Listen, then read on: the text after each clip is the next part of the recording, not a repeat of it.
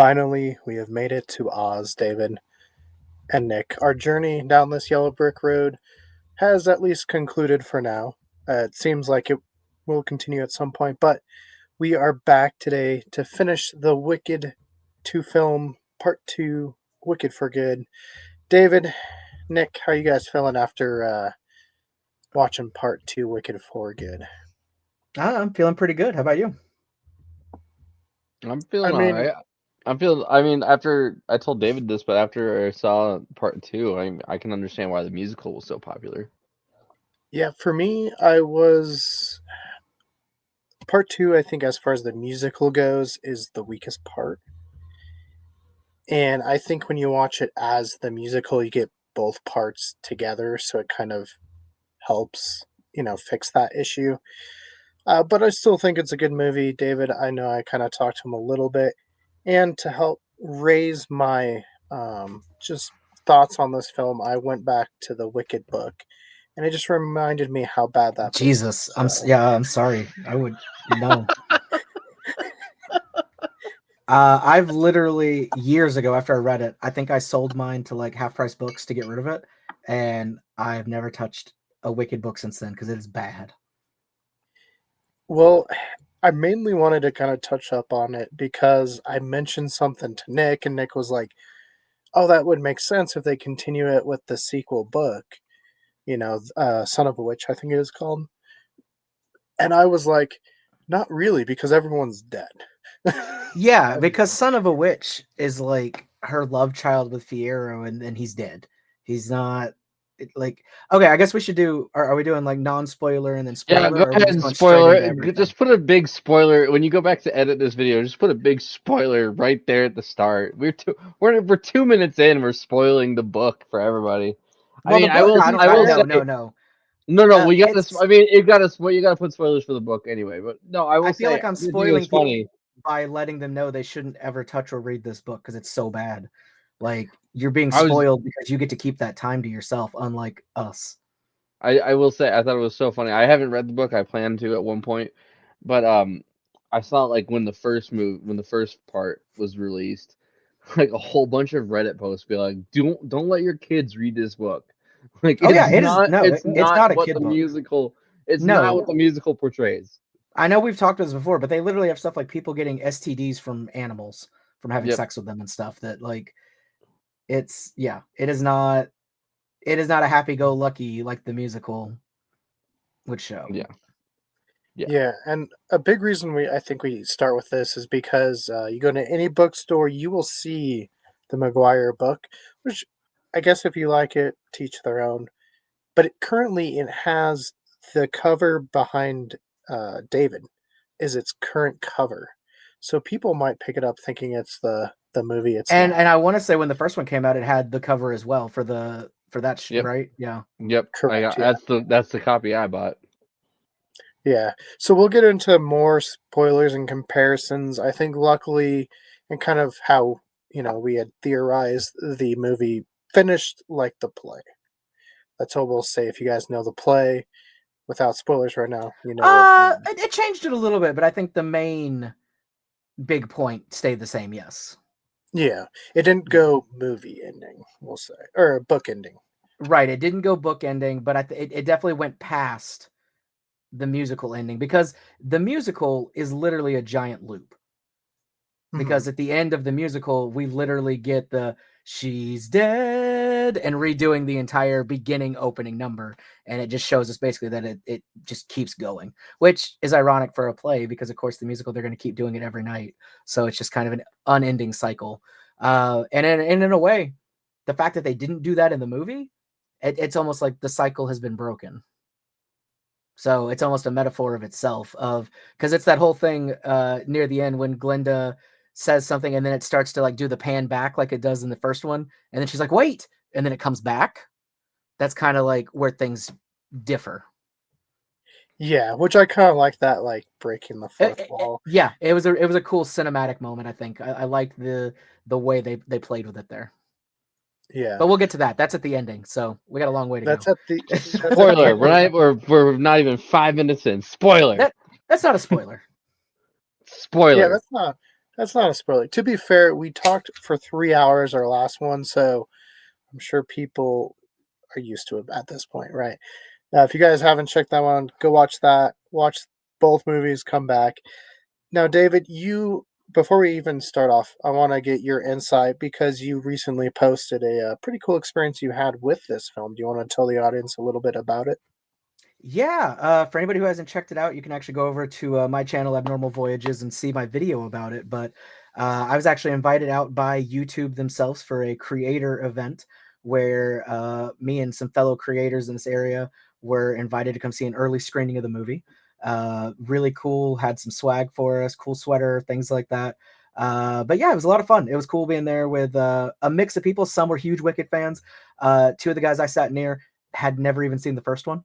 So it was interesting. Like they still very much enjoyed this one though. Like they could still appreciate the movie going in only having seen like the original Wizard of Oz.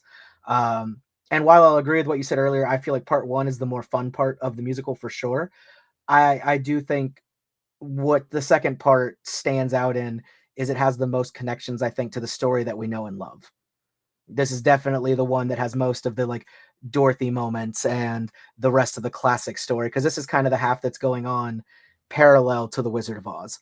So different strokes for different people, of course. But yeah, it was a really cool event. I have a video about it, interviewed some people there and stuff. But it was an interesting way to see my first viewing of it. But I still went through because I had tickets bought a few weeks ago for this, so I've seen it twice now. Okay. Nick, how was your experience? Did you have any singing going on, humming perhaps? I didn't know. I did. I did have somebody pull out their phone at 20 minutes into the movie, which was really distracting. But I can't stand that when somebody, even if they're just like texting it, like the light always disturbs me. the person was just checking the time. And I was like, you really needed to pull your phone out to check the time?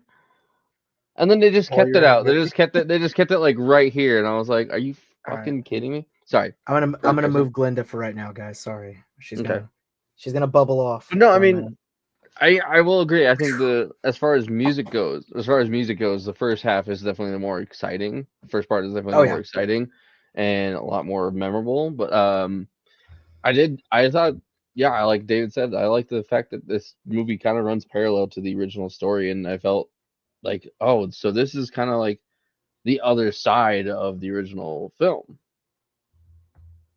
and And I would almost argue from a theater person standpoint, like I think a lot of shows, not all, but I think a decent amount of shows kind of suffer from that same thing where a lot of the bangers, the great, fun songs and stuff tend to be in the first half, especially closing out the first half with a really powerful song similar to Defying Gravity, something that takes you into intermission being like, I can't wait to see the next half.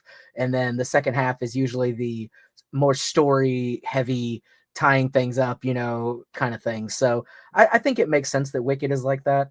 I've seen a lot of people be like, they should have just done one movie. I don't know how it would have been possible, to be honest. It just would have been so long.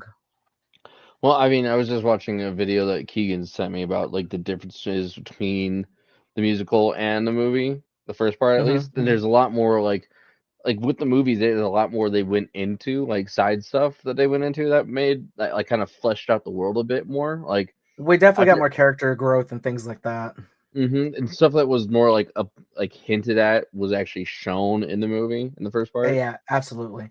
But that's funny because I'm sure we'll talk about this, but there was a couple of things that I felt like probably needed a little more fleshing out in the second part of this, like the entire situation with the Tin Man. Yeah, why he became like a Jeffrey Dahmer? It was like, dude, it was like just a snap. Like, oh god. Yeah, he Dude, was just like evil. Uh, yeah, I think one of the biggest missed opportunities with this one, because obviously you got to flesh it out a little bit more. I think not spending time. You don't have to show Dorothy's face, even though they had an actress playing her, but just spending more time with those characters since now we're familiar with who they are. You know? Yeah, but I guess because they wanted that big reveal at the end, like I get why we The didn't. Ryan Reynolds And reveal. it would have gone so far off of the musical if we would have had any significant time with any of them. But before we get into that, Keegan, how was your experience? I know you told me there was people dressed up going into your theater, correct? Yes, no, I was highly worried I would be in the theater where everyone's like singing and weeping. I mean, there were people kind of tearing up, like taking selfies with the picture, which, okay, that's kind of normal. But then they started singing to an ad, and I think it was just what, a Target ad or something. I forget what it was. Uh, it wasn't even Wicked related, but they were singing with it, and I was just like, dear God, I swear, if I pick the one showing, and then it was just dead quiet. Not a single no reactions, not at all. 3 people left for good during the oh, what number was that? I think you Wonderful? said wonderful, right? Yeah. Yeah, with Jeff Goldblum. 4 left, but 1 did come back, so they must have been getting popcorn or something. But yeah, 3 legit just left, and I looked for them because I was like, oh, maybe they're getting popcorn or something. They never came back. And it was like dead quiet, and I was like, I did not expect that. Everyone left really pretty quickly. No, usually, especially since MCU's gone big, people will stay through credits. Um, even the Well, we knew costume there was people nothing at the end left. of these credits, so I get why people would have left then. Yeah, but even like the costume people like left within 3, and I don't know if theater people in particular are taking it hard because I've talked to other people and they aren't, but some people, including in the whispers going around the theaters, said they did the musical injustice. And I don't know if they hated the new songs. I obviously didn't talk to them, so I'm not Well, sure as their far as the contentions. people who left early and just like stayed gone, because that was pretty early in the movie. Yeah. I do think they did kind of the same thing that happened with the first part, the advertising and trailers and stuff. You don't know this is a musical. Mm-mm. Like just from that. If you had no knowledge of this and you just see that, you're just like, "Oh, it's like Wizard of Oz something." But nobody actually sings. They'll play some of the songs like in the background and stuff, like the music, but I don't think you actually see people sing as if this is a full-blown musical. So, I got a strong feeling those people that left during Wonderful, they might have been like, oh, okay, like they hadn't seen the first one. They just like, "Oh, yeah, I've heard a lot of hype. Let's go see this." And then they're like, "Jeff Goldblum singing? No, no, this is a musical." Yeah. I mean, to be fair, I didn't get to talk to those people, so I'm not sure why they left. It is very possible. We've seen it with a lot of different things. I know one big movie that suffered from this was Sausage Party. A lot of people went there with kids because it was animated, right? And didn't realize what it was. Which, it's rated R. You would think you would check, but people just don't do their due People diligence. Yeah, They that don't people do movie don't that research. movie was almost like rated people don't X. read. People don't Yeah, read. I mean, I also went on opening night because back then I went to a lot of films opening nights. So Did you bring I your mean, daughter though? just the fact. no, Okay, Just the good. fact it was called Sausage Party should have been a really big tip off Should on have that been a one. huge indicator. and Yeah. the cast and stuff. Yeah, I don't Yep. know. Yep. But yeah, I mean, I enjoyed it. I think as far as the music portions, it definitely is the weaker one. And like David was saying, any theater production suffers from this. Like one part is going to be better than the other. I think maybe where some people were hoping for some growth and just uh, strengthening it was, hey, you have a year, you're bringing back some of the original writers of the play. Let's just strengthen it up, and it really didn't diverge too much from the play outside of the couple new songs and stuff. So I think they filmed them at the same time. Yep. I think they did film So them both when we together. saw Wicked Part 1, like Part 2 I think was already filmed and in the can. They may have done a couple of reshoots, I guess, but I think for the majority of the movie it was pretty much sealed. I will Yeah, say which I for like me, if they do that, with movies, just film them all together if you have a part 1, part 2. I mean, why yeah, not? I mean, you've already got the actors there. I'm sure it cuts down on the cost of starting up another production. People don't age and look super different from the other one. Like it makes sense if there's going to be, another part. It's just so few movies know for a fact if they're going to get funding or not until how successful the first one is. And some Like think they're going to the get first funding, and Wicked then could it have doesn't. absolutely bombed and they still would have put this out. Yeah. I will say, I think this one, I liked the fact that I felt like the characters were fleshed out a little bit better. The relationships that we saw building in the first part definitely came to fruition, and I liked the endings a lot of the character growths had. Like I like the Yeah. ending that Elphaba and Glinda had with each other. Yeah, see, I think it's it's a better movie. It's just Mm-hmm. because it's a musical, it's not as good as the first, if that makes sense. Like, I think Because technically it's a you only better had so much movie. content to pull from. Yeah. Yeah, I do think it's a better made movie, maybe a little bit more of my style movie. Just unfortunately, as a musical, the first one was better. Yeah. So I would Yeah, agree with again, that. it's not a I bad think it thing. had Yeah, like my top 3 songs from Wicked are all in the first half. Mm-hmm. Like yeah, Act 1 is the one with the better music in my opinion. It's also more fun, but I think that's also because like Elphaba goes into it much more innocent in the first half. It's not until right at the very end of it that she realizes this darker storyline that's going on in the Land of Oz. So in a way, it kind of reflects how she sees the world too. Mm-hmm. Well, speaking of Elphaba, shall we just tear that duct tape right off our arms right now? What about her? Sure. So her character, David, I don't think got better. She's very quick to anger for me still. Yeah, I mean, I get what they were doing with her for the movie.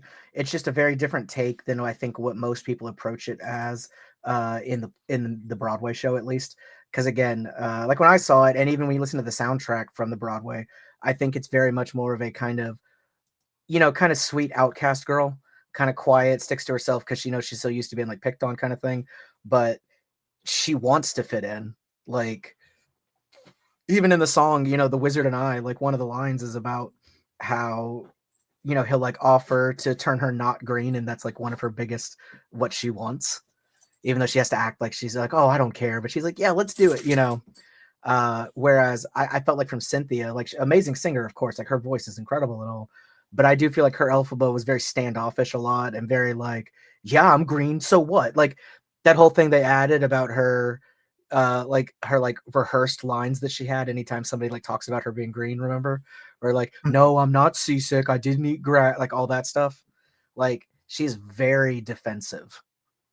And I get how that could happen from growing up an entire life of people, messing with you about it. But it just took the character in a different direction, I think, than previous installments may have portrayed it. It did feel a little bit like the book, because I feel like the book Elphaba is kind of a very angry character as well, just about life in general. I mean, to be fair, I think everyone in the book is just angry about life in general. Because they have to be in that book, yeah. Yeah, I mean, Bach's fiance is so angry about being married to him. She tries to off herself every like couple months, and he just writes about it in the Christmas cards, and people laugh about it. They're like, "Oh, that's so funny that she did that." How did Yeah, she do it this this book is time? terrible. Yeah, yeah. I so many issues with that book. Well, just mine. And I get you got to do things because that's how the play's done, and then you got to do certain things because that's how the Wizard of Oz plays out. But the whole just flipping on the wizard, and I guess we're going in spoilers, uh, because she finds Delamont, which obviously is the play. Okay, well let's start at the beginning. Let's tear it down for the beginning of the movie. Oh, So okay. You we you start take off. it. Yeah, we start off, of course. Uh, I felt like they very much jumped right back into it. Like it felt like it was just an intermission. It didn't feel like, a sequel movie. It felt like, okay, here's the second half, because they don't recap a single thing. It is Yep. going straight off of having seen the first one, take a break, go right into this one. And the first thing we see, I guess, is them using, I guess, animal forced labor almost to build the Yellow Brick Road. Mhm. Right. Yep. And Elphaba's like flying around like a vigilante, uh, freeing the bison and stuff. Wait, surfing around like the Silver That was Surfer. really funny when she, like skateboarding it or whatever. Like, all right. What I Yeah, didn't that was understand, an why did they interesting have choice. yellow paint there if the bricks were already yellow? For Don't a worry fact. about it. My biggest thing when I watched that scene, I was like, so all these animals are real that we've seen so far. except for these things that I'm like, they kind of look like bison, and then they look like a prehistoric rhinoceros called the Elasmotherium. And I was like, I guess you just wanted something cool and big. I don't know. Yeah, I think something that's funny because I mean, in a way, Alpha was basically almost trying to stop like a genocide of sorts, almost right, like with the animals and all this stuff, and yet for a very like that's a super serious subject, uh, and yet there was a lot of moments that were just kind of slapstick. Again, like the Munchkin dude falling into like the whole pail of paint, or again like later on at the wedding when Madame Morrible like falls in the cake and stuff. Like Into the cake, yeah. it was just a little weird, some of the tonal stuff that they like threw in the middle of this like talk about genocide or at the least slavery of sorts, you know. Yeah. Yeah, because, and I guess that just goes more into maybe trying to match the tone of the first one, not get too dark. See, and that's Yeah. why I think it works with the first part, because you can say like, yeah, our whole show altogether wasn't all dark because we had all of part one being kind of funny, light comedy, and then the second half was like the dark, serious stuff. But if you're taking it as two separate movies, you couldn't have one without like any of the comedy or anything. So they threw in comedy bits in this, like when they fight and stuff like that, and it was just like, all right. Yeah. When they fight, obviously there's the comedy with Ariana's like, you're doing that, and then she like mimics the laugh or whatever. And at the same time, you got to remember like her dead sister's underneath the house as Yeah, they're fighting her over there. sister's corpse is like 10 feet away from you guys. Like, And a couple minutes after that, her lover is gonna get basically tortured. Like, okay, but yeah, no, let's laugh. yeah, again, it's a weird thing that's happened as of recent where I think they feel like modern audiences need levity in their like dark moments, which I guess is true if your movie's super dark. But it's not like I don't think Wicked ever got so dark, you know. Well, I also feel like I agree. I feel like that's something that people have taken kind of the wrong way. Like we all agree, I think that Thor Ragnarok was great because it had the right amount of humor, and then the next one came along and it was way too much. Love and Yeah. Thunder, like it went And way it's not too even overboard. that much more, but it's It done in the doesn't fit way in that that story. it Like hits that different. story they Yeah. had could have just been a solid, dark, serious movie, and it probably would have been 10 times better.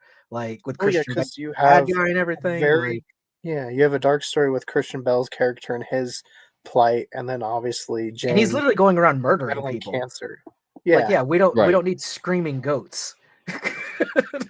Right. for much of the movie. That's a different conversation, but yes, I agree with you. I feel like they do feel these days almost like they won't be popular if they don't have comedy.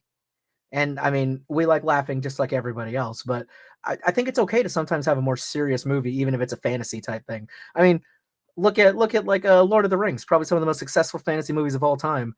And I don't know if there's almost any laughs in like Return of the King, you know, because it's just a What about serious when like he kicks quest. And like the helmet and breaks the his levity heavy they helmet? have in like Lord of the Rings, I would say, is like the like I didn't think I'd be fighting alongside an elf. Well, how about alongside of a friend? You know, that's the levity from Lord of the Rings. Right. And it's more like a sentimental levity, not a Yeah. like, you Yeah. know, yeah.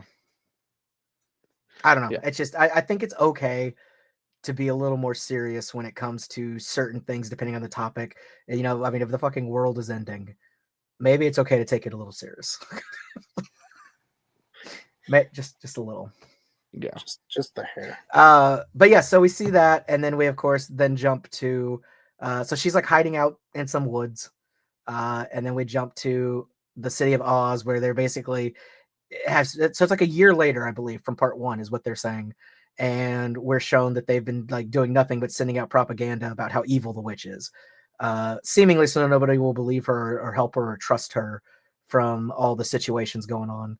And we see that Glinda, she's not necessarily participating, but in my opinion, she was absolutely complicit in everything that was going on. Yeah. Mhm. I think it was, I mean, Complicit. honestly, I think she's a very good parallel, I think, to a lot of real life situations where like she knows what's going on, but she's choosing not to look too deep into it because she's benefiting from what's happening. I mean, ignorance is bliss in certain scenarios, especially for Glinda in this movie. She's like, I don't need to know. Yeah, I think her whole her whole thing, it's about like she's in her own bubble. And I think that's why they added that whole song about the girl in the bubble, because she's kind of just in her own world and she doesn't want to pop that bubble, which would happen if she looks too deep into what's actually happening. Whereas we have people like Fiyero that realize exactly what's going on and that everybody's being manipulated by Madame Morrible, who, by the way, she's absolutely the true villain of this movie. Yeah, because Oh, Oz absolutely. isn't the bad guy. I mean, he does bad stuff, obviously, but I think Morrible was controlling him. I mean, personally, from what we've seen, it felt like even he was like, I really didn't want to do this, but Yeah, look, he did was. you see she just summoned a fucking tornado coming at us right now? Like, what Yeah, am I supposed to do? she was definitely more of a puppeteer than Oz was, but Oz was definitely more of a puppet for Yeah, she was Marvel. definitely like manipulating from the background, basically. Mm-hmm. Which is exactly what she was trying to do to Glinda as well. Which, by the way, speaking of how evil, how insane is it to send a 10-year-old to kill somebody? I mean, that's always been the story. There was I actually understand, but one like, isn't time. that just still so insane though? Nick, I'm pretty sure she was 12. Okay, how insane is it to send a 12-year-old to kill somebody? So, okay, this is something that I don't quite get if we're skipping to that part of things. I mean, it's right at that part. Well, I mean, a little bit, because we got the whole wedding, the announcement, but speaking of just the Dorothy thing, so part of the propaganda, of course, is that the witch is so wicked, so corrupt that pure water will melt her. And it's shown pretty plainly with Fiyero being like, do you hear them? They're saying that, water will melt her. Like, clearly it's not true, that it's propaganda that they've made up to, propagate her being evil. So why do they, or do they ever tell Dorothy that she has to use water, or does he just say kill her? No, because I think at that point where you're supposed to believe it plays out like the movie. Right. And I Where don't think they ever tell her explicitly to melt her. They just say, bring me back the broom after you kill her, right? They don't care how they do it. Yeah. Okay. And Yeah, Nick, they specifically say, bring me. He specifically says, bring me her broom so I know she's dead. Because as we can see in the March of the Witch Hunters, Bach. So, Nick, here's your little play for The Wizard of Oz. Transported to a surreal landscape, a young girl kills the first person she meets and then teams up with 3 strangers to kill again. It's always been there, Nick. It's always been there. I don't care, Keegan. My question isn't about if it's always been there or not. It's the concept of it being insane. I mean, maybe that's it. Maybe they're like, hey, we wouldn't usually send a young girl to do this, but she killed somebody else just a couple days ago. Well, and also she doesn't. She can do it again. And it looks like she's got a pet lion, and that dude's got an axe. Why not? Well, and the axe guy actually wants to kill her, so it's like, oh yeah, he's hell bent on. Okay, so all right, yeah, let's talk about that. That whole situation, absolutely crazy. The Nessa and Bach. So I guess, so first of all, I don't get why he's even there working with her if he was not into her. Like, he clearly didn't want to be there. So how did he ever get like muscled into it to begin with? It's just because it happened in the play and it happened in the book. So they're like, I guess we got to do it in the movie. But yeah, and it happens earlier too, where he's just like, actually, I'm gonna go back. Can we talk about how petty that is to be like, oh, okay, well, you just you don't want to be here with me? Fine, just go, just leave. And then be like, yo, travel ban. Nobody can go anywhere. Oh, it's so petty. And then he comes back. She's like, I knew you'd be back. Yeah, bitch, because you basically locked me in the country. You gaslit me to stay in this in his land. I mean, and if you were him, if you wanted to go that like she did that, wouldn't you have been like, all right, guess I'm walking?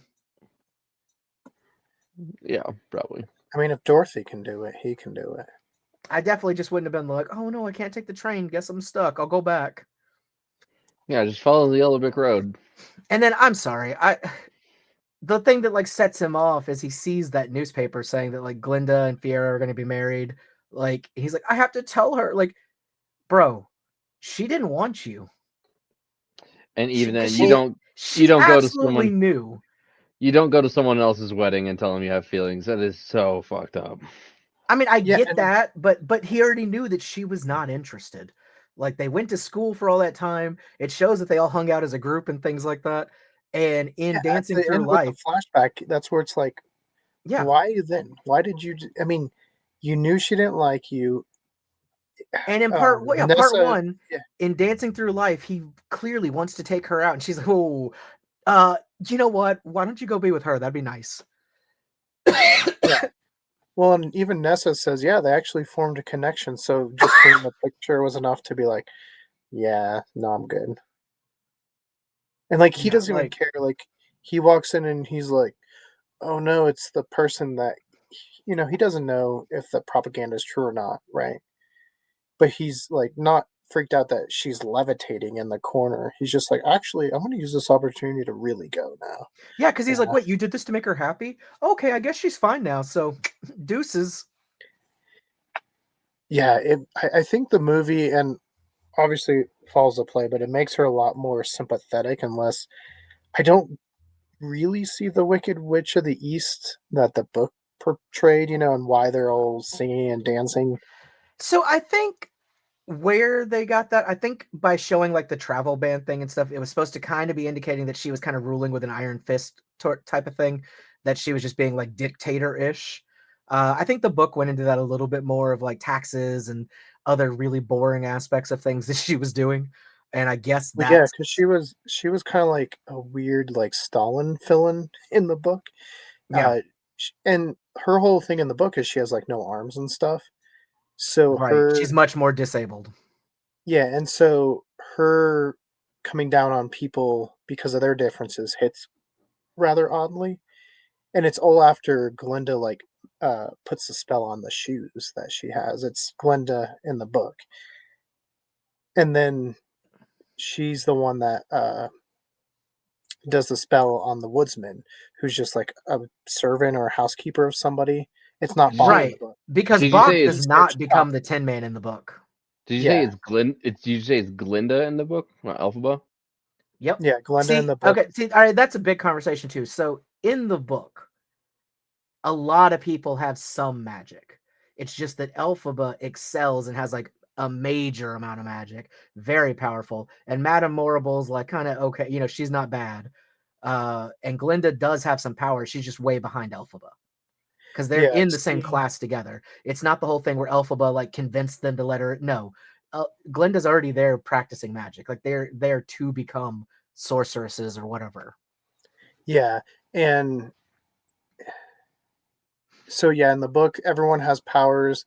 Glinda's like a step above, I would say, Nessa in the book. Yeah, Glinda's like adequate. Like but she like excels, I think, in like kind of like her personality where it's like, oh, I want to make this look pretty, or like that kind of stuff that kind of fits her personality.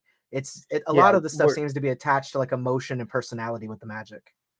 yeah, where she can like bring her nanny like out of her magical stupor that Morrible put her in, Yeah. and I think Morrible is just the most powerful because she's trained. Because even though Elphaba has all these powers, she's not very good with them. She doesn't even know she can fly until like towards the end of the book. Yeah, and I think in the book The Bubble as well, I think Glinda actually can do that. Yeah, everything's actually real. Now this one, I Except for don't the know. wizard, of course. Well, yeah, because he's He still obviously has no power, and that's because he's from our world. yeah, and it's got to follow that because it's the Wizard of Oz, and I'm pretty sure Frank Baum or not Frank Baum, McGuire based it off of the movie and not the books. I know he's like, no, I didn't do it. You did, just It's fine. Yeah, another thing that I thought was super weird that I think the play does so much better, well, among lots of things. In the book, she literally sews the wings onto the monkeys. Yeah. Like it's not a spell, it's no, she literally like just sews wings onto them and then magic allows them to work after she sews them on. But it's just like, what kind of psychopath is hiding out in the woods sewing wings onto monkeys? Like Elphaba, calm down. Yeah, Elphaba, I don't know, it's just a weird character, and I think, like you said, the play is the most sympathetic view, and I know they were trying to here as well, but I think they just try to The mix play too much pulls of it the off book better, in. I think. Yeah. Yeah. Because again, she seems like a girl that like she wants to fit in and like just be happy. And this stuff just kind of gets thrust upon her, and she has to basically reject what she wants to stand up for what's right. And she doesn't want to, and it's a struggle, but she, does what she can, kind of thing. Yeah, I'd say one of the more sympathetic characters in here is probably Nessa. I mean, just look at her whole story, and But she's so petty. she's petty, but she gets sent to the school, and she's always talked down to in her life. Everyone kind of just hangs out with her in pity. Then the guy that she likes, she knows only asked out because he likes someone else, kind of got tricked into doing it, and they kind of form a bond. And then her sister leaves, never comes to see her dad, just dies out of um Okay, I don't know. get what you're saying, but no, okay, because first of all, we're shown in the very beginning of the movie, the first one, she's there and basically is like the real daughter, where Elphaba just kind of gets shit on all the time.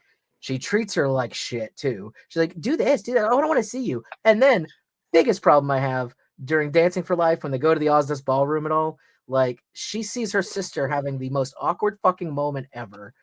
And instead of being like, no, I'm gonna stand with my sister, she just like rolls herself into the crowd, like, fuck you. Like, no, Yeah, Nessa yeah, Rose is a goddamn bitch. I'm sorry. yeah, She never yeah. stands Nessa, up for even once. everybody from I don't. Yeah, everybody from Elphaba's family is just Awful. pieces.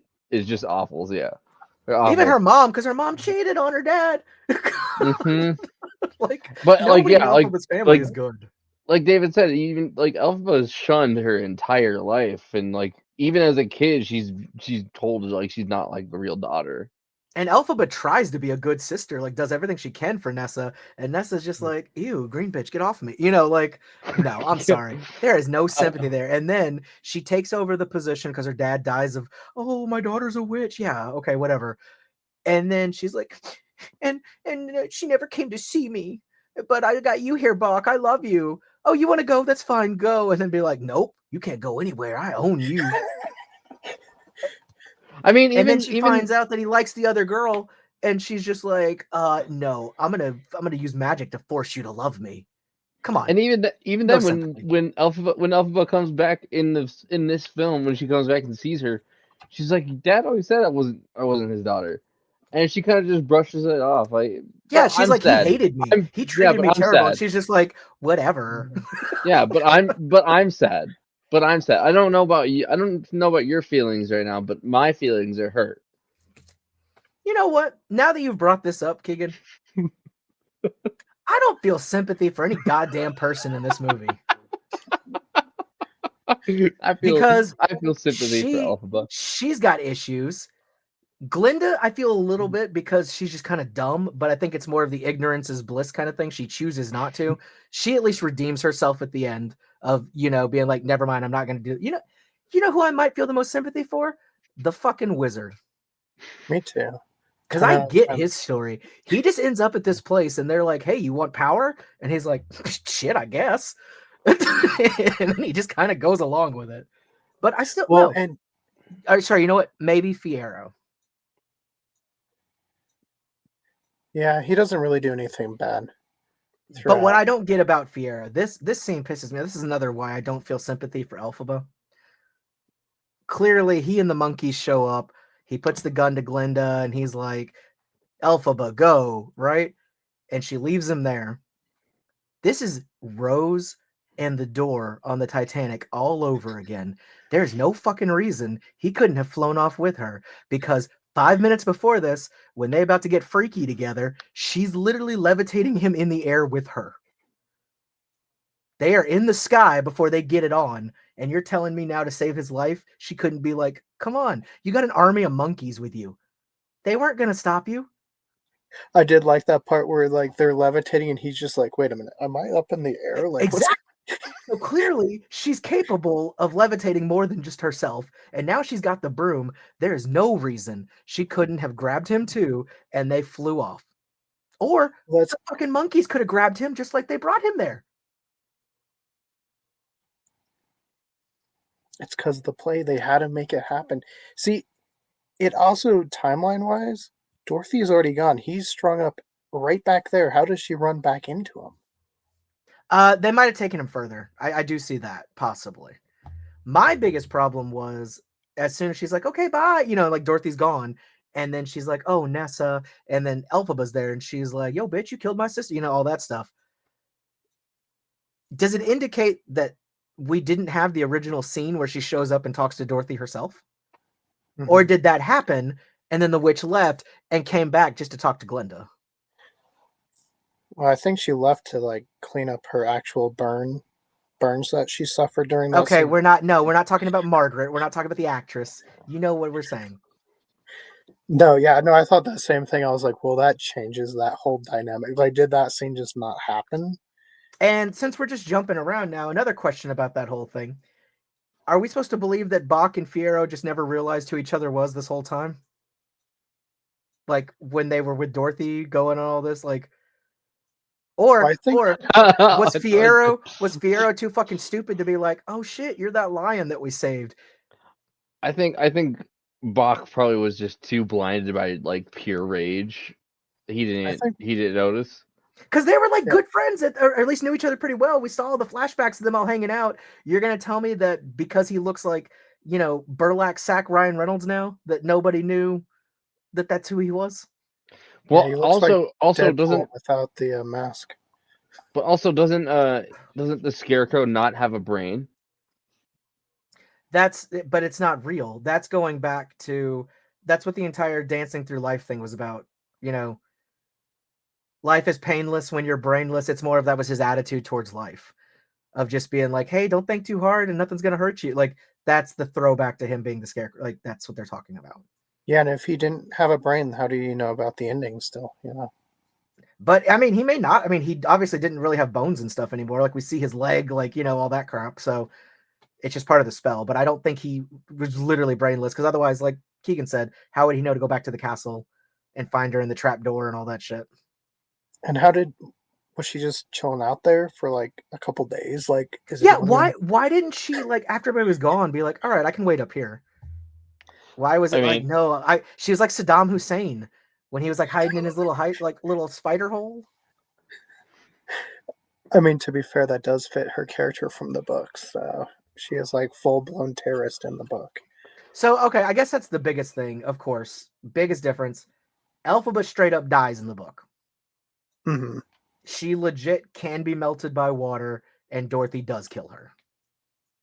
Yeah, because that's a big thing. She won't go in water. There's her like when she's little, she has to be bathed with like oil and stuff.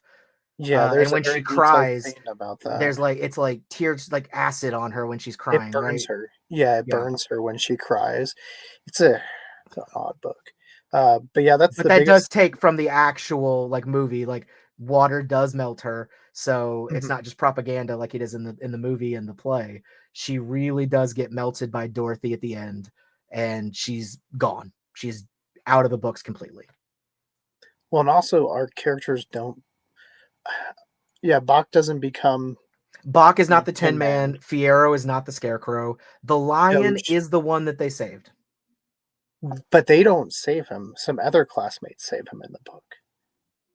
Like their entire class feels bad, and then two other people save him. But he is the one that is in the classroom that gets like freed from Shiz University. That does become the actual Cowardly Lion. But everything else, no. She does think for a little bit that the Scarecrow possibly could be Fiyero. I forgot what makes her think that, but then it's revealed that it's definitely not him. Well, it's because she's like not been sleeping because she's on edge about Dorothy coming, And she she's like like doing finds all his these actual drugs. body at one point, doesn't she? Like Fiyero, like No, they never find his body. but he gets And murdered by like Morable's troops or something, right? Like something like that happens. yeah, because he comes home or goes to her house. She's been doing some terrorist things, blowing up some stuff. He goes back to the house, and the Gale Force like are hiding in the oven. And he goes number two. It's very stinky. He has to open all the windows. And he's like, "Oh, let me cook something." And he opens it, and they like jump out and just start stabbing him to death. And so she starts going delusional to the point she like wants the monkeys to go behead the scarecrow because she thinks they'll She find like his find head him in in there, it. right? Yeah, like his corpse. Yeah. And I'm just like, all right, she's Lenny. So I guess when they were making the play, they were like, I like that idea. Let's go with that. Because I think he was kind of brought on board. At least they talked to him and convinced him not to do the movie first and do the play first. I mean, I think it makes sense because they already had, you know, they wanted as many ties as they could to get to the Wizard of Oz, of course. Like, I have no problem with that being the story behind the Tin Man, the Scarecrow, and stuff. But again, it doesn't make sense that they wouldn't know who each other are, like traveling with Dorothy this whole time. And also, the Tin Man's character is just very not what he appeared in Dude, Wizard of he Oz. becomes a psychopath. He literally, He's with like his Jack axe, just Nicholson from The Shining. like that line that he has in March of the Witch Hunters goes insane, where he's like, for once I'm glad I'm heartless. I'll be heartless killing her. When he's like, "Rrr," it's like, oh my, Bach, calm down. Yeah, the sequel we're getting is actually him. It's like the Ted Bundy movie, but with him. Like, So yeah, I don't know. And then they added that little part where like Glinda and him like lock eyes. Like, does she know that's Bach? I think she knew. I feel like like she knew. maybe I she felt like she knew. recognized him. Yeah, And I that don't he know if she knew, was but like he for knew that it was sure. like, and I think he saw it as like, this obviously can never happen now, kind of, you know, and it was just gonna, like, his path was set. I mean, that didn't stop Fiero. He was like, "Yeah, I'm a scarecrow. It ain't gonna stop me now." Well, that's because Fiyero hasn't been a little bitch the whole time like Bach. Yeah, Bach. That's one of the biggest takeaways I think I've seen from people online now. They're just like, "I hate Bach." And I was like, "Yeah, that's pretty much his character in the book too. He's actually worse in the book." And see, what's funny is that if he wouldn't have gone insane after it happened, he would be probably the most sympathetic character. Oh Yeah, yeah, I probably would have felt bad for him, but no. Yeah, if he would have just been like, now she'll never love me, like looking at his medal, or you know, or so, like it would have been like, oh, poor Bach, you know. Could have been But could have been like a Beauty and the Beast kind of situation, but no, yeah, but no. instead he's just like, I'm a fucking murderer. Like, whoa, Munchkin. when he just like throws around the cowardly line, he's like, "Tell them your story, you dumb lion. You're a coward." Yeah, and he's like, it's because they saved you. Like, that doesn't even make sense. Yeah. And especially when he's like, she took me from my home. And they've been like, dude, you were in a cage. Yeah. Like, Yeah. if anybody You were in a even thought cage. about that, You weren't even gonna be talking like you are now. yeah, like any like more than like 10 seconds of thought on that, they'd be like, wait, but she saved you from a cage and like being tortured? They were gonna experiment and see how you learn to talk. So why is that bad? Uh Wait, the other dude is 10, and you're a talking lion. Yeah, no, that I did like the animation and the voicing though for the lion. I thought they did a good job there. Yeah, but I guess that brings us to let's talk about those two songs they added. I felt like Elphaba's song was so out of place. I feel like it tonally broke what was going on. It just felt like and now we're gonna shove this in here with like finding the animals and then having to name it after one of the most famous lines from the original with the "There's no place like home." Mm-hmm. Like, come on. Yeah, no, that was my biggest thing when I heard that song was I was like, it feels like they're just trying to be George Lucas and make it all connect. Because they're like, oh, you remember that line from the first movie? Like, and I don't know. That And whole Elphaba thing, never like, once seemed to be like, "Oh, I'm doing this for the betterment of my home, of Oz." No, you weren't. You were doing this for the animals. It's different. Totally different Yeah. things. Because if she Yeah. cared about her home, then she would have been way more involved in Munchkinland because that's where she's from. Mm-hmm. So Elphaba was basically a domestic terrorist. Like toned down. She's toned down from the book, though. yeah, Yes. definitely. Because she was literally killing and blowing up, and like she was straight up ISIS in the book. Yeah, she went to snipe Morrible and only didn't because some school kids came out. But after Fiero's dead, she like goes on like a witch hunt to find Morrible, who dies of old age in the book, and just beats her dead corpse with a trophy until the face Because is she gone. couldn't get to kill her, yeah. Yeah. And it's like no, but I think Ariana's was the better of the two. Yeah, I feel like Ariana's at least it wasn't as long. And I feel like it said more about her character and fit into what was happening in the story at the time. Like it made sense to keep going there because it was literally talking about kind of how I said earlier, like she lives in her own bubble. It was basically her admitting that that's what it is and that she was popping it to see what was actually happening in the world and realizing that she can't just be complacent. She has to be involved to get this to stop. So Right. it made sense. It gave her character more motivation, explained what she was thinking. Whereas the whole thing, like I don't know if they were trying to use this as Oscar bait to have an original song so they could be eligible, or like I don't know what the purpose of the Elphaba song was, but it wasn't good. It wasn't even like a good song. Yeah, and it's not that Cynthia can't sing, like she's obviously very talented there. It's just the song didn't fit. It just slowed down the movie. It didn't progress it any. We have fire now. Gotta burn the witch. Oh, sorry to get rid of this witch. There we go. I'm safe. Let's do it. Yeah, no, I thought Ariana's was better timing. It felt more like a turning point of a character. It did stake out, but not terrible. Not nearly as I much, think, in my opinion. Yeah, I think leaving it obviously for good is going to be the song everyone remembers. Obviously, And it was probably the best song in the movie, so I get it. That's fine. Yeah, but I think if you had to narrow it down to 2 or 3, I think Ariana's would probably make it into that. I As liked far as people her. remembering it. I liked her song, the "Thank Goodness," better than this one. The one in the beginning when they're at the Yellow Brick Road opening. Well, that could be number 2 then. I don't think the music's very memorable outside of No Good Deed was really good as well. True. That was probably the best cinematic and well done one. And she had the like very emotional in her voice. Like that one was very, very good.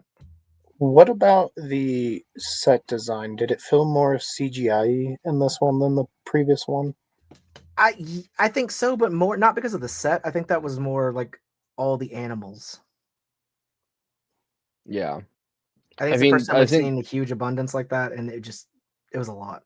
I think the one set that stood out to me that felt more CGI was definitely the castle at the very end. The castle where she goes to. The set. Yeah. Yeah. That felt a little bit like it could have been more animated.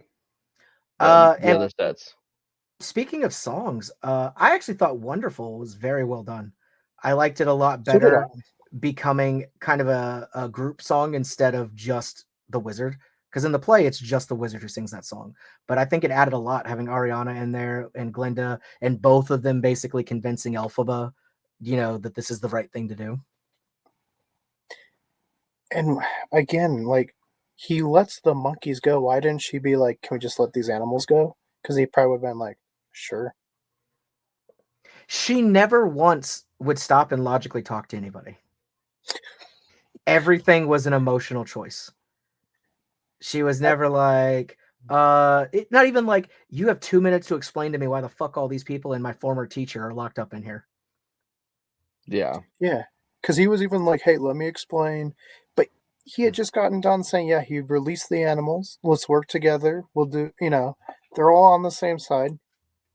They released the monkeys. Why wouldn't she just be like, hey, can we just let them go? Release these animals as well. And all he has to be is like, yo, Morrible made me do it. Oh, I mean, as far as we know, I mean, obviously not because Dr. Dilliman was in there, but the rest of them, maybe they murdered people. It's very true. We don't know. We don't know for a fact. Yeah. I mean, if not if she's fighting for like animal rights, that means they also have to have animal accountability if they're gonna kill a bunch of people. Yeah, she said he was even like, "Hey, let me explain. Like, some animals aren't good, and I mean, yeah, not all people are good. So why would we just believe every animal is decent?" Yeah, exactly. I mean, I get it. And I who knows? understand. I mean, I don't want to apologize for the wizard because he was still a bad dude, but I'm just saying all of Elphaba's decisions were very just off the cuff, just emotions, never stopping and being like, all right, let's think this through. Because, all right, let's go back to the end of the last one with Defying Gravity, when Glinda was like, you're flying off the handle. Like, yes, that's exactly what she did. She took the book and just fucking ran. Like, if she would have even pretended, be like, oh yeah, no, yeah, I'll be your magic vizier. That's fine. And then like worked from in the system to expose him, she could have freed the animals in like a couple months. Yep, she could have been a whistleblower. Yeah, she could have exposed him in front of everybody at like a big public event. Like there would have been so many more opportunities. And especially then they would have trusted her because they would have built her up as like, she's working with the wizard. Yeah, she's great. She's awesome. Brought Fiero and Glinda in on it. Nessa wouldn't have had to die. Like everything bad and wicked is because Elphaba can't calm the fuck down. I will say I don't think we lost anything with Nessa's death. No, we didn't. I mean, the guy rejected her, and she restricted his travel plans. Well, if Elphaba would have stayed and became like the Wizard Grand Vizier or whatever, grown in her powers, theoretically, I guess her dad wouldn't have died of shame. No, So Nessa wouldn't have taken over yet, and more than likely, Nessa and Bach probably would have both come to work with them in Oz, probably, or in the Emerald City. Do you think her dad would have accepted her had she taken on the wizard? Oh yeah, because she would have been a power. Yeah, he would have been like, "Hey, it looks good on me that my daughter did this," because now it would be his daughter because he had something to gain from it now. It'd be a status thing. But yes, he would have treated her better than. It's awful the reasoning, like super slimy, but I do think it would have been fine. Yeah, no, super slimy dad. So yeah, no, her father's always been that type of character because in the book he hates her too. But that's because I think he knows that she isn't. I mean, she comes out with shark teeth or whatever. So he's like, I mean, yeah, what is this? It's the same thing today. It's like if Nick had a baby with a white woman and it was a real dark baby, he'd kind of know. He'd kind of know it's probably not his baby. I think that's what happened here. Well, and do you know why he likes Ness better in the book? Why? Because she's not green. No. But she's also disabled because of what he did to the mom when she was pregnant, right? Because she didn't want the baby to come out green again. Well, the nanny gives her all these like secondhand drugs from psychics and stuff. Yeah, and that's what causes the disability in Nessa. So he's in a throuple with this like red dude. This dude's red in the book. Yeah, and her mom, and they're all having fun time together, so we don't get demonetized. And they don't know whose kid it is, and so he's like, "Well, it's the product of both people I love." So that's why he's like pro Ness. But then he like turns on her when he goes like old and blind. He doesn't die in the book. He just is like, "Yeah, you got to come stop her, Elphaba. Like she's a menace." The book's wild. That's all I'm saying. Wild book, and not like in a fun wild way. In a like, why did they allow you to waste ink by doing this? Well, how have you written 5 more? Okay, this is something that has really been bothering me, and maybe I just don't see the vision. It is brought up at least 3 or 4 times how awful Elphaba is because she gave the monkeys wings. Like it was a terrible thing. And she like, "Oh, I'm so sorry, monkeys." How are none of the monkeys like, "No, dude, this is fucking awesome. I can fly." Like they don't seem to have any problem. I get that it was painful when they like sprouted out. That makes sense. I get that. But after that, none of these monkeys seem upset that they can fly. Nope. At no point is any monkey like, "Oh, Oh, I wish I could just swing I mean- through the trees. I mean, even they had an opportunity when like she was, when she was singing "No Place Like Home." They had an opportunity right then and there to go and like attack her even more, like join Yeah, in they with the even said, animals. because Chistri's But even like, nah, she's good. She's no, good. no, no. The guy's like, no, let's hold back. Let's hold back and watch this play out.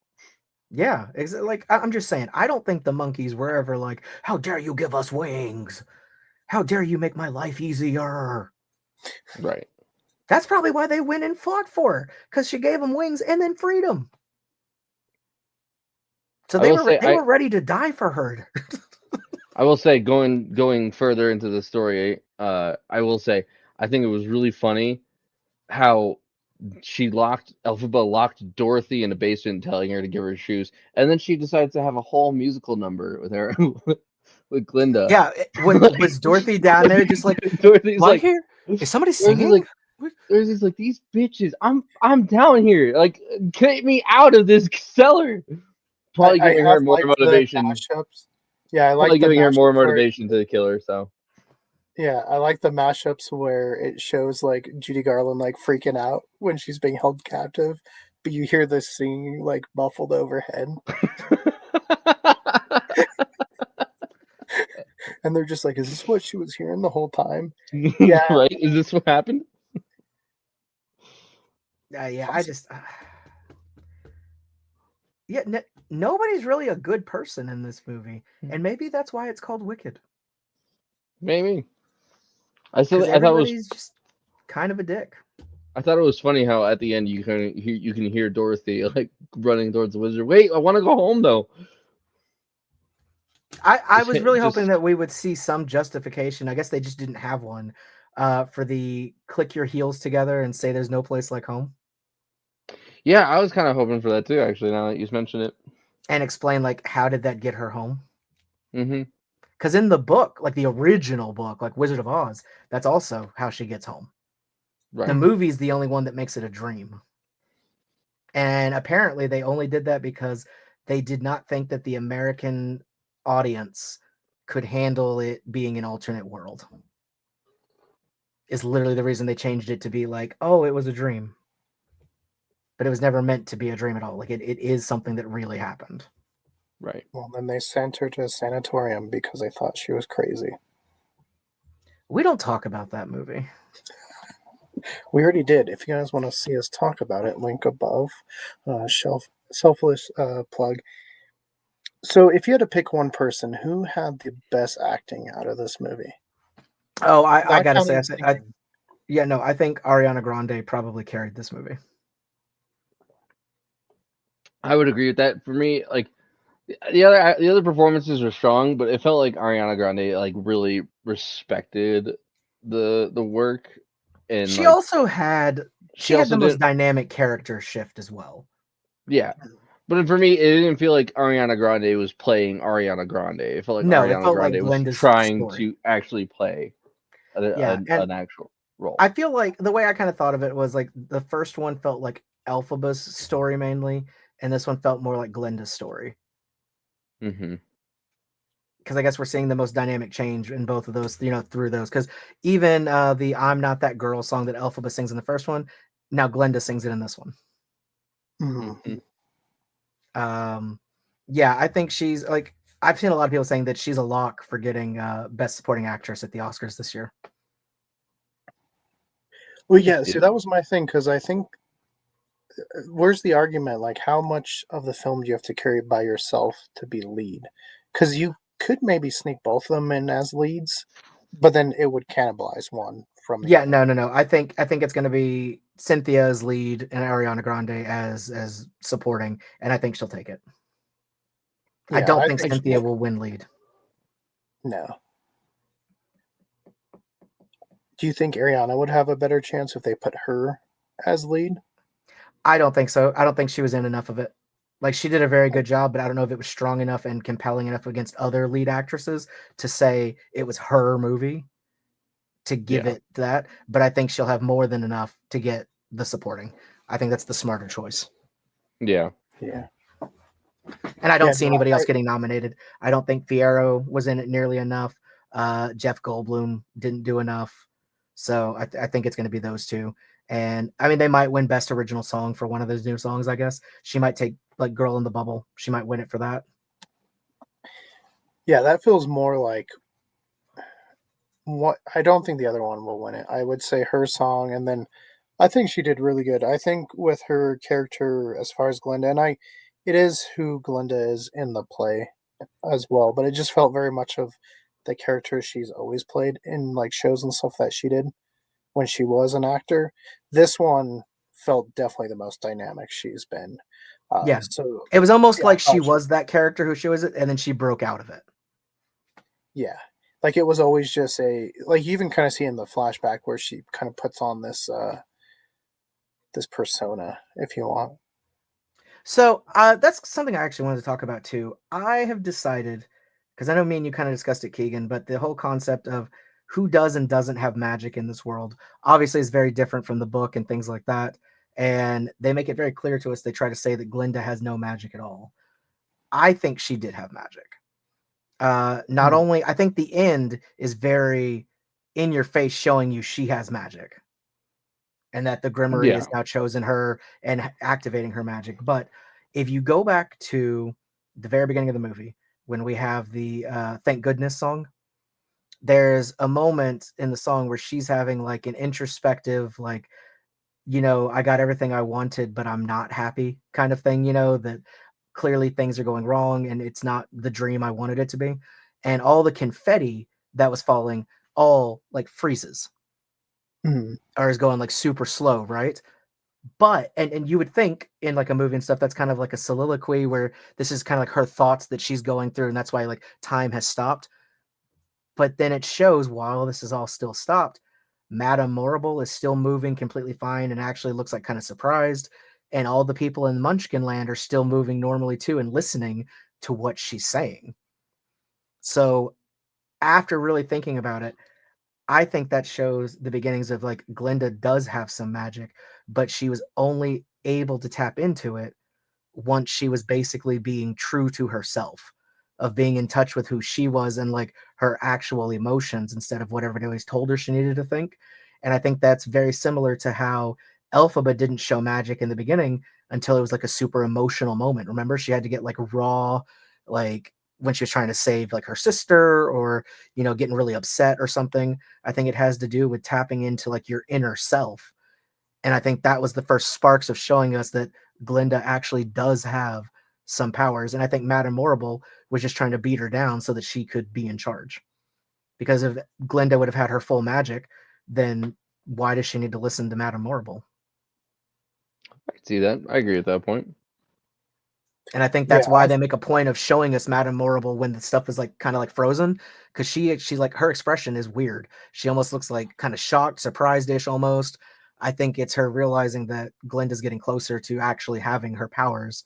And I think the very end was the payoff of that, of why the Grimmery lit up and opened for her and everything, that now that she's chosen to be Glinda the Good. Because that's the first time she's thinking about maybe I'm not actually good, is when like a magic type thing happens.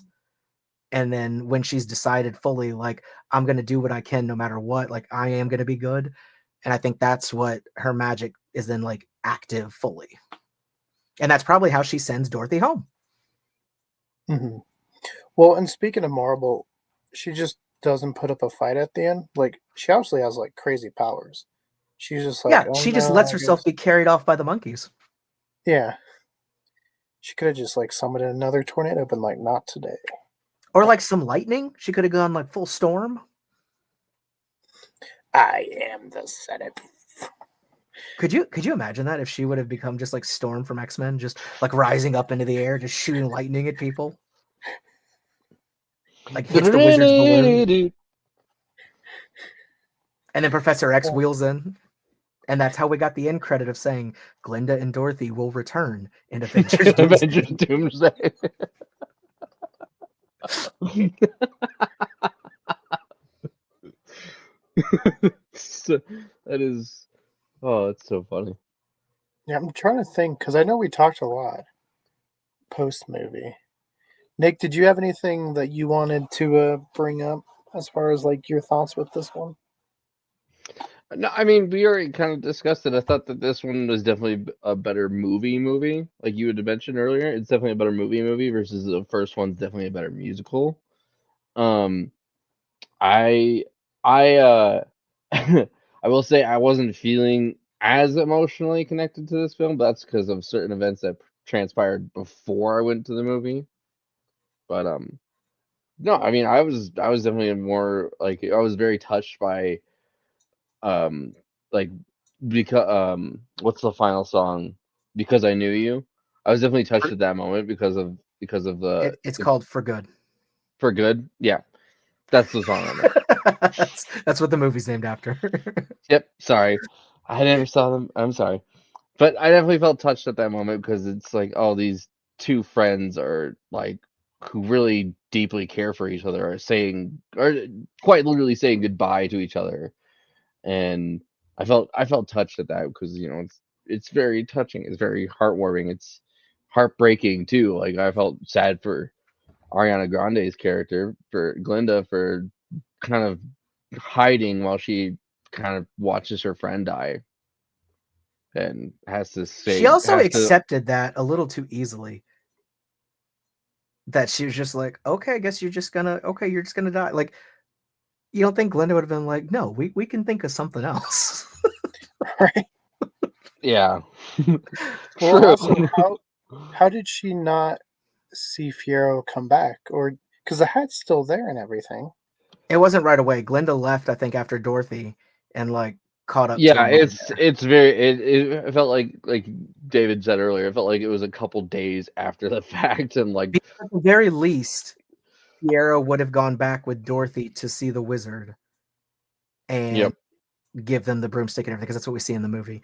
Though now that you bring that up, Fiero already knew that the wizard had no fucking power and was this dude using like mechanical stuff. Why did he go along with this?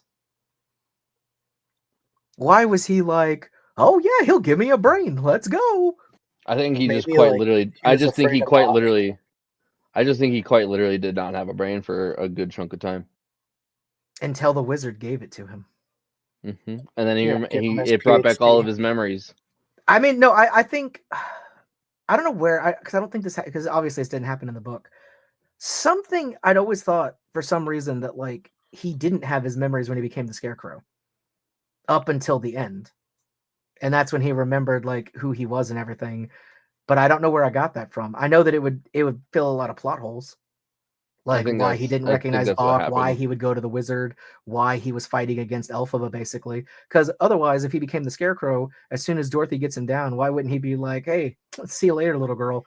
I got a green honey waiting for me." Like, Yeah, no, because in the actual L. Frank Baum, he describes like he remembers being made and like his first sentient moments when the farmer's painting his face on. when he's like, yeah, kind of like Frosty, like Yeah, when the hat gets put on him, then he's like, "Oh, I'm alive." Yeah, yeah. And so, I'm just gonna say in my head canon that that he didn't have his memory until he got like the wizard did something to help him, because otherwise it makes no sense. no, see, in my head canon, he was going to leave, and Bach said, if you leave, I'm going to chop you up. And he's like, all right, I'll do whatever you say.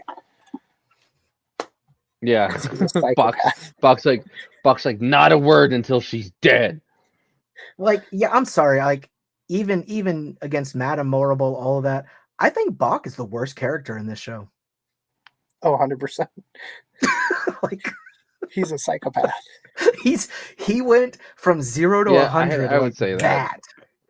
I mean, There was not even a, okay, we need to figure out like how do I change back? How do I like no, it was immediately like got my axe, bitch has gotta die. Like, whoa. well, and even then he turns like so quick. He turns like so quickly. Like he doesn't I'm pretty sure he was conscious while Nessa was reading the Grimoire. Pretty sure he could Yeah, have at because least he was like, heard oh, that, my but no, heart, he like, immediately yeah. thinks it's Elphaba. And He even immediately still, thinks then it's wouldn't he Elphaba be and like, goes, then he could even still be like, I'm gonna find her and make her turn me back, or like something. Nah, he's Not gonna like murder her. like wouldn't you think she's the only one that could possibly help you? Instead of just Right. like, I'm just gonna kill her. Like, bro, whoa. However, I will say, makeup costume wise, he looked fucking fantastic. Well, and acting wise, I think he did great. Because I mean, Yeah, he acting was fine, but played like, psychotic great.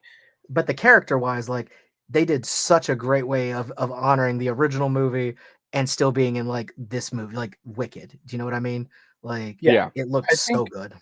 I think Tin Man better costume design than Scarecrow. I do too. I think it looked a lot better. Scarecrow was too CGI, whereas Tin Man almost looked like practical effects. It looked like It wasn't even CGI. Like they had an actual mask. I don't know why he looked like Ryan Reynolds. It's really weird. yeah, I think it was CGI. It wasn't a mask because it moved, like No, the eyes, it, like the mouth. well, they might have added some CGI like they do with like the Spider-Man and stuff, but they had a practical mask. It looked terrible. It did. It From looked like all Chex angles. Mix. Like those little brown square ones. That's what it looked like. It looked like that. Like Now I'm hungry. Chex So Mix is delicious. so you want to eat Fiero? Is that what I'm hearing? I'd eat Chex Mix all day. It's delicious. Moving on. Cool. Anyway. as far as the hiding spot, did the doors always have to open like that? Because then how did no one else see that? Yeah, I thought about that too as at the end. I was like, well, I mean, that smoke must have been pretty thick because how do you not notice two giant metal doors opening up All I like can that? think is that it was an elaborate magic trick. It would have worked better if the hole was like a small little hole like it is in the play, right? I also don't understand. Like he went in there right away and was like, open. Like obviously, it must have been something they talked about beforehand. Yeah, which was weird because Because she thought he was she dead. almost acted. Yeah, she almost acted surprised that he was there. So What who was were she you waiting waiting on? for? What were you Yeah. doing? Was the monkey gonna come back? Like, because obviously Glinda wasn't. And honestly, why is it so important that Glinda doesn't know that they're alive? Is Glinda gonna be like, oh, I don't have to be good now? Okay. Right. Like, why did that matter? Why couldn't she just go back? Like, I don't know. Some of it just the logic behind stuff wasn't really there. Yeah, Nope. the logic is what got me, and a lot of it I write off because it's just the stage play mixed, and then they're trying to take from the book. But yeah, some of the logic with the characters, and then if you start thinking about the timing with the actual Wizard of Oz, you're like, oh, that doesn't really make sense there. Also, if she knew he was the Scarecrow, which we've already kind of questioned, why is she just like throwing fire at him in the forest when they meet? Because we don't know that she knew that. We don't know that she thought he was a scarecrow, at least in the play. In the book, yes, but not in the play. Yeah, but like if this is like the movie universe, which I guess it isn't because it doesn't have the ruby red, but they meet She in also the didn't forest. And have she the like, big crystal ball where she was watching stuff or the like, none of that stuff. Something that very much confused me in that whole stupid song, that whole sequence, when she's like, "Where are y'all going?" And they're like, "Beyond Oz." And then it literally shows us a clip of Beyond Oz, and it's fucking Fiero and Elphaba. It's the same goddamn scene that we see at the end of the movie. that's what I thought too, and I was like, did they just replay the same scene? Yes, did they just like, I guess we need to put a visual. Did they just say, we're not gonna film anything new. Just use that one. Like, what was going on there? That was so lazy. What Lazy happened? editing. Yeah. They got to the editing room and they realized they didn't take the cap off when they were filming the first scene, and they're like, just use the second one, we'll make it really quick, no one will And know. where are they going? Just out into the desert? Right. Yeah, because you think she's still got to eat, right? Like he doesn't. He's a scarecrow now, but like, what is she gonna eat No, on the she's desert? Chex Mix. Chex Mix. She's fine. She eats like part of him, heals him, they're good to go. Yeah, it grows right back. So, what do people eat in Oz if the animals are sentient? Why do you think he had those ones in cages? He's like, yeah, come down. Dude, Oh, it's because they had you're, Wizmart. Maybe they have Wiz McDonald's or something. it's the Wiz same. It's the same question. It's the same question for like Zootopia because it's all animals and there's like milkshakes and things like that. Like who's getting milk Okay, in but Zootopia? in Zootopia, they admit that some of them eat other animals. They're literally called the carnivores. Right. So somebody's getting eaten in that world. They just don't dwell on it. Also, David, stage play, Oz isn't green like in the books. No, in the The stage first book, I play, should say, because he in the retconned stage that later play, on. in the stage play, it's like the books, because in the books, he did not create an entire town of green. He did not build that. Instead, he decreed anybody coming into the city has to literally get green shades, like green goggles, locked onto them so that everything looks green, but it's not actually built green. And in the stage show, everybody wears green shades. I don't think they're locked on them like in the book, but it's the same concept of like you wear these. In this one, they just said, fuck it, build it green. Because of Which the movie. it looked And great. It looked very Yeah. Ozian. Like, I think it looks awesome. And of course, they were sticking to the original movie. Yeah, and even Frank Baum in later books was like, talked about emerald green like stones and stuff in the city. So I think even he Yeah, kind of it was retconned still towards built, the like end. some of it was built green. Like they did build some of it Yeah. green, but he was so obsessed with the green that he made them do the glasses thing, which is weird, being just some dude from Kansas that he was just like, it's gotta be green. It's gotta be green.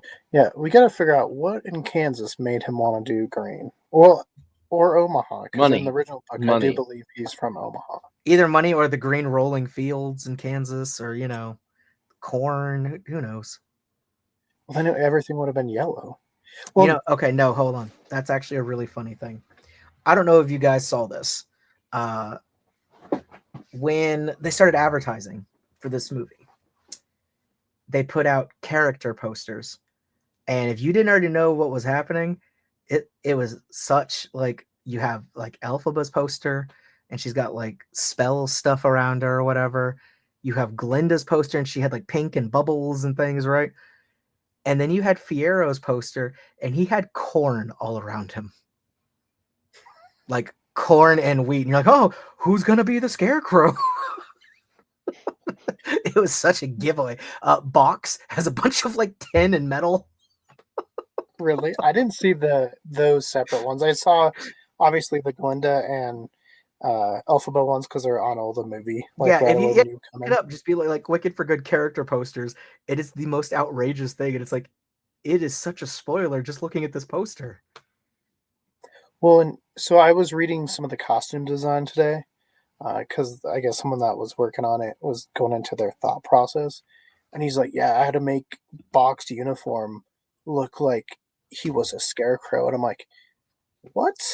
Like, and he Yeah, was like, "It was wrong on inspired that. by the original Wizard of Oz scarecrow," and I'm like, I don't see He obviously that." meant Tin Man. Now his box like uniform Or not did look Box, a lot like the Fiero. Tin Man. Oh, yeah. Not It was green, I guess. That's it. well, he's like the yellow represents he's made of straw, and I was like, okay. Feels like He we wore might the be same trying to fucking thing pull that all the other pretentious guards stuff. wore. Like they all wore the same That's what thing. I'm saying. Like, did Bach wear something completely different than the other people that worked in that area? Clearly not.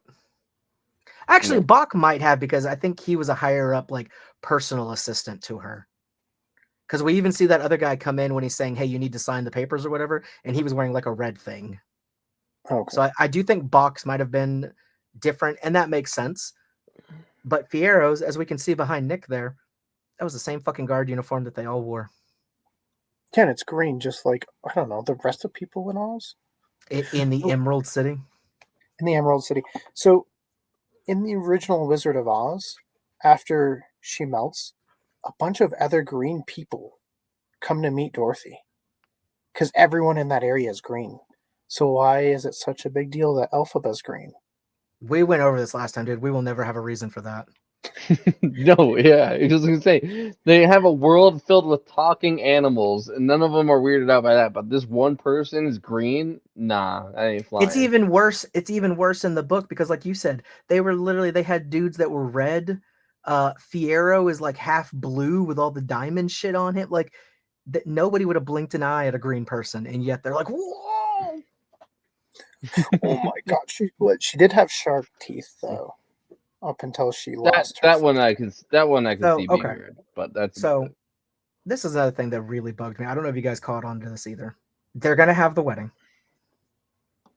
Elphaba flies in, visits Glinda. It's like fucking middle of the night. And then she flies over to see the wizard. They do the whole wonderful sequence, right? That same, like, this is minutes after they met on the balcony. And then while Glinda and the wizard are still talking, we jump to the wedding where it is now daytime. Mm-hmm. What happened? How did we go from middle of the night or like evening to now it's daytime at this wedding, but the two scenes are still happening concurrently? Like, what? And also Glinda doesn't know that things have gone bad between Elphaba and the wizard. This bitch really was just going to start the wedding without them. She wasn't even like, wait, where's Elfie? Where's it? No, she was just straight on. She wouldn't even have been like, Elfie, be my maid of honor. Come on. So in that moment, do you, obviously a little bit after when the animals escape and Fierro decides to go with Elphaba, did he do bad there? Because we said he never did bad, but he does kind of just like stand her up on the wedding day. No, I think it's fine that he goes with Elphaba. I think the only bad thing he's did is he should have just shot the wizard in the head. Problem solved.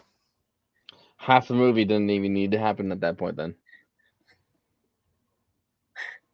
Like, Elphaba had literal magic, and she couldn't have found something to just like incapacitate all these people.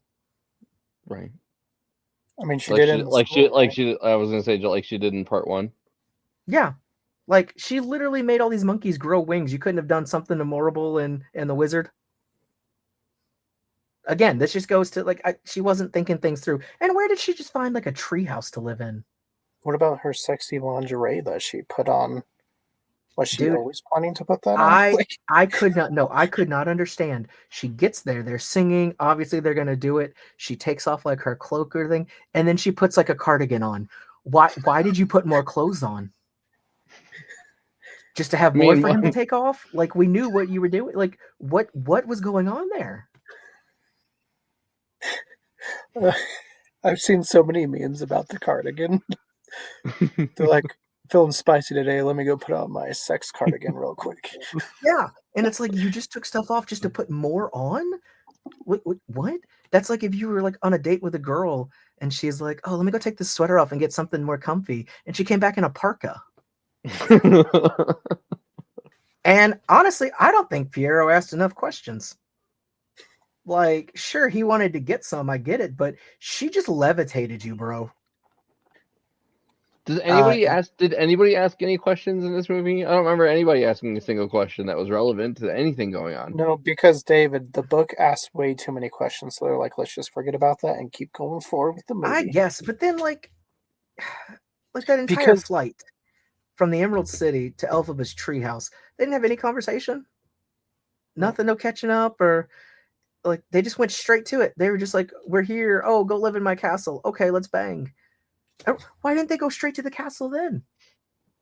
It's probably because his child bride was there. And also, why didn't Fierro stay put in her house when she's like, I know this sounds crazy, but my sister, there's a house. She needs me. Why was Fierro like, all right, you fly, I'll go on foot? What? Where was the logic of that? It's storming, bro.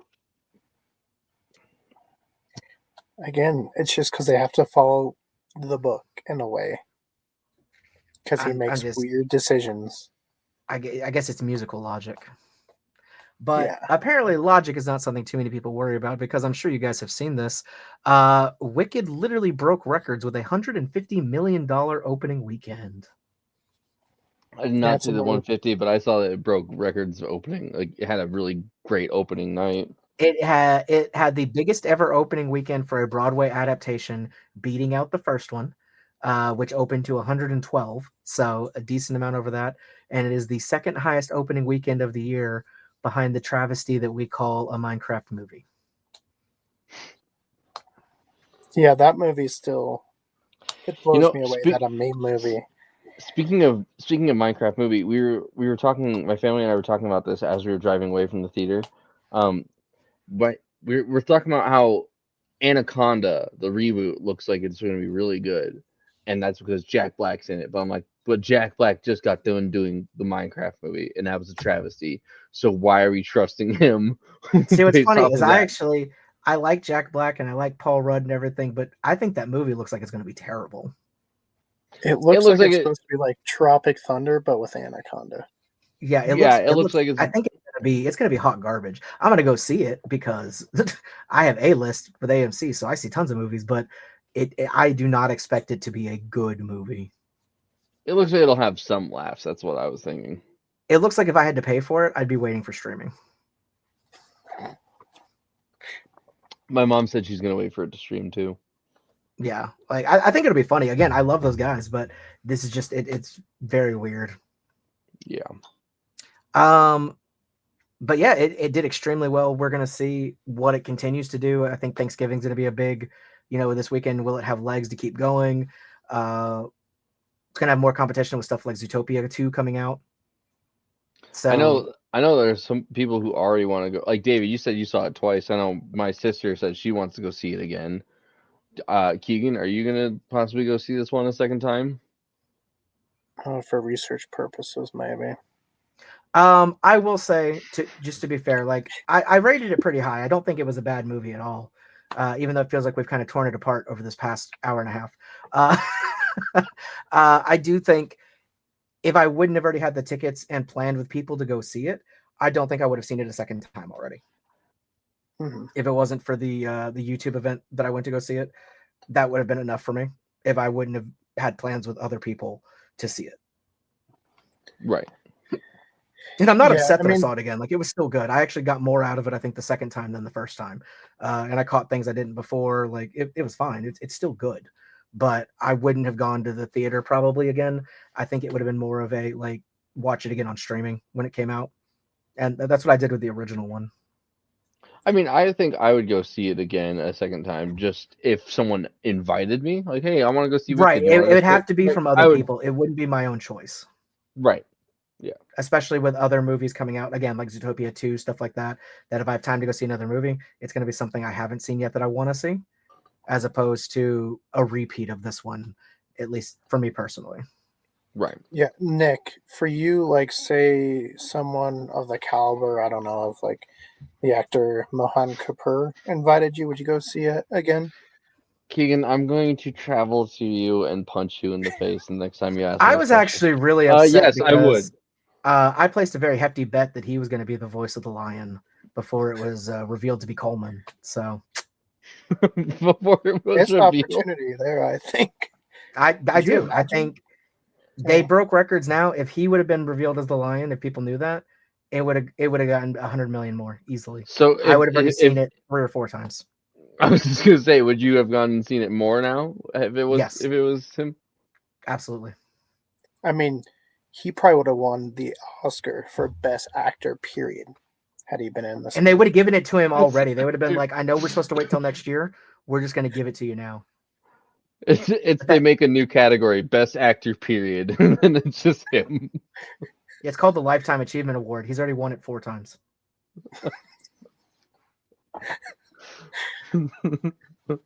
Well, I guess the biggest question to you guys, it's doing well enough. They're talking about doing something. We don't know what.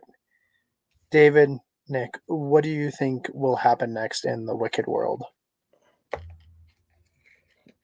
I don't know. Maybe a sequel, maybe another sequel just around Glinda. But that's about it. That's all I can see. Based off of what you told me. I think it's made too much money for them to give up on it. Though I think it'd be fine to stop here, let it be this, and you're done. But I think it's made way too much money, as obviously we've seen he keeps writing those fucking books, even though they're all awful. However, I think with another one, do not go off one of the books. Do not try to adapt one of those, because it doesn't make any sense with the stage show. Like Son of a Witch, that's supposed to be her child that she had after Fiyero died, and outlived her. Like none of that makes sense. You can't go that direction. So I think make it an original story. Bring in the writer of the musical and the composer.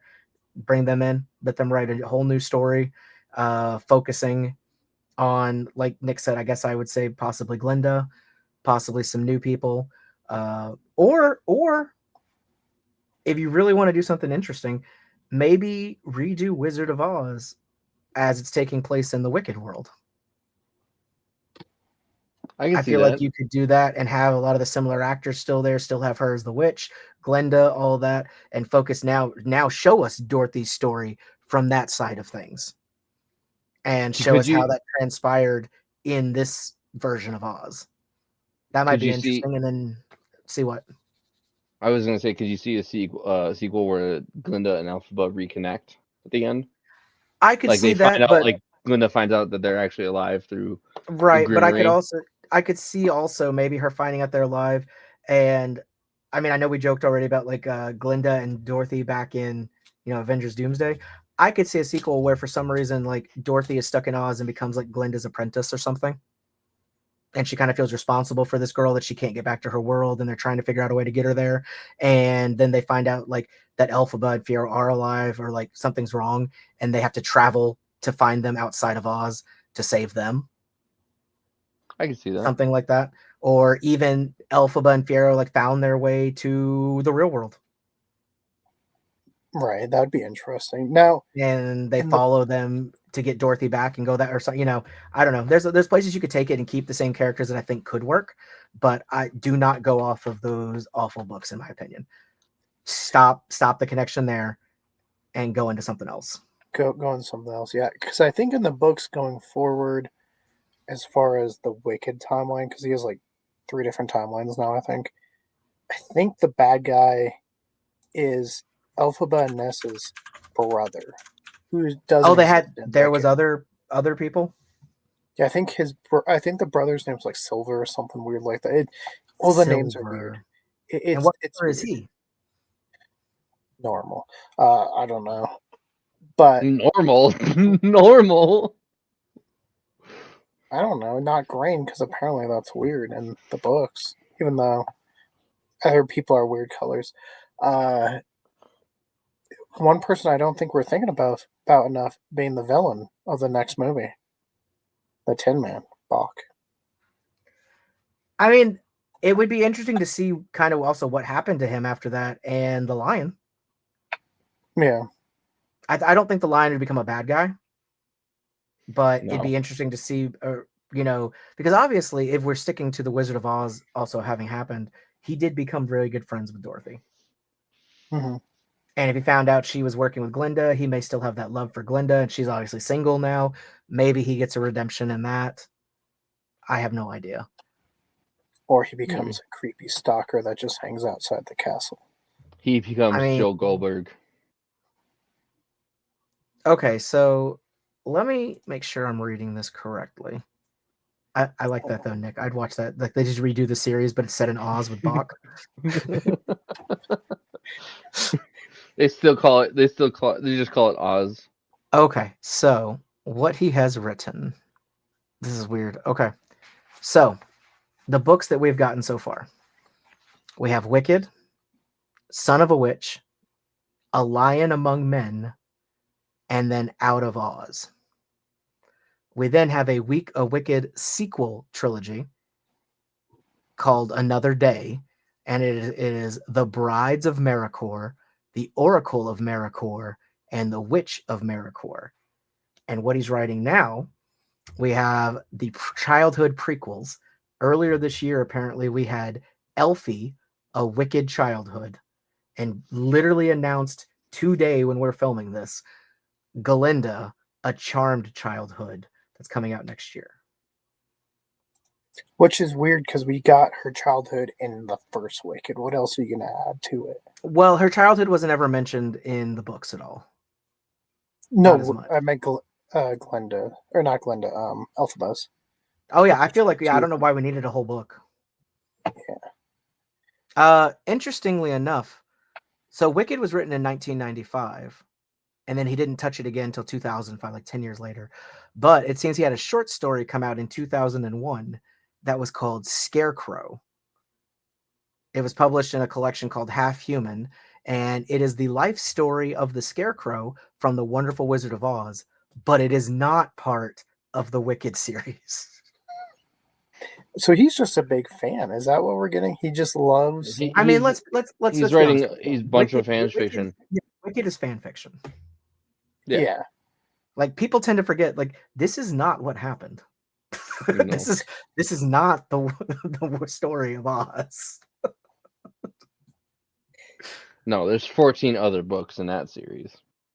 Yeah, that's a completely different thing. Like, I don't think Frank L. Baum would appreciate Wicked, to be honest. No, I don't think he definitely wouldn't appreciate the book because he really. Oh, he would have.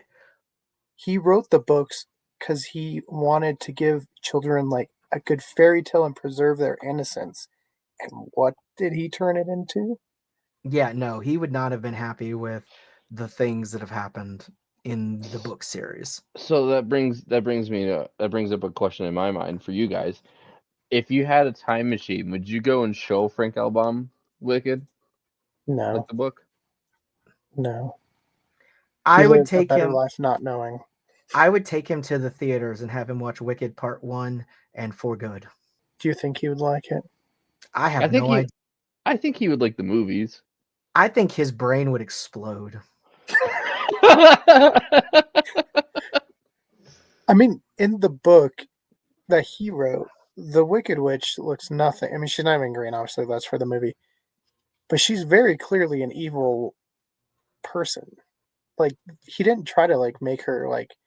No, it was not a sympathetic she villain. was It was a childhood fairy tale, ooh, I'm the evil bad guy kind of villain. Yeah, I'm going to kill you. And she had, like, a periscope eye. It was kind of cool. Yeah, I guess he might be flattered that people are still talking about his works.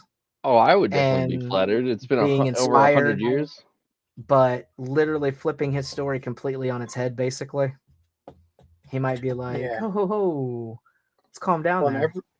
In Wicked, everyone hates Toto, too. Like, they hate Toto. There's so much Toto slander in that book. Which makes me confused. Like, I did not see any other dogs in Oz. Like, talking dogs. I wonder but remember, you can only be a chicken and talk in Oz. Bro. Like, how do you fit that in with this world now? You know, like, oh, the chicken learned to talk when it got here. Not a good movie. No. I'm sorry. I know a lot of people love Return to Oz, but I don't get it. I don't understand what the appeal is. It's not good. Nope. But you know what? If they can make a terrible sequel to The Wonderful Wizard of Oz, and that's what it is, they can make a sequel to Wicked. I mean, they made a book sequel, so... Several, unfortunately. And I died. You know what? I kind of want to see if A Lion Among Men is a prequel, or is it a sequel continuing the story? Let's see. What if it's just him, like, running around scared? I was going to say, it feels like it's a story about the Cowardly Lion. A Lion Among Men is a novel by Gregory Maguire that tells the story of the Cowardly Lion, whose name, you know how we like the Wicked Witch's name is Elphaba? Do you know what the Cowardly Lion's name is? Brrr. BRRR. Well, I think Fiero's kids with his child bride are like named 1, 2, 3, and 6, if I remember. They like he just. So all right, so it's telling his story during a civil war in Oz. The book focuses on his past, his troubled life of oppression, and his attempts to find his identity and a place in the world that sees him as a betrayer and a coward, while he seeks answers about the wicked witch Elphaba from the oracle Yackle. The plot is set against the backdrop of an impending civil war between the Emerald City and Munchkinland. Why? Yeah, that's my question too. Why? I guess that is book 3. So what happens in what's the synopsis of book 2 or the plot that it says if you pull up Son of a Witch? Let's see. Glinda goes to Munchkinland and blows it up. I don't know. I mean, would it be that surprising? No, but she is not as prominent in the book. And Fiero's character is someone else. I mean, he's still in it, but movie and play version is very much a different character in the book. Son of a Witch is the sequel to Wicked, following Lear, Liir, the possible liar. son of Elphaba, 10 years after the events of the first book. Found near death, he is nursed back to health by a novice nun named Candle. The story chronicles his journey to uncover his own identity, search for his supposed half-sister Nor, and navigate a politically turbulent Oz that is still recovering from the previous regime.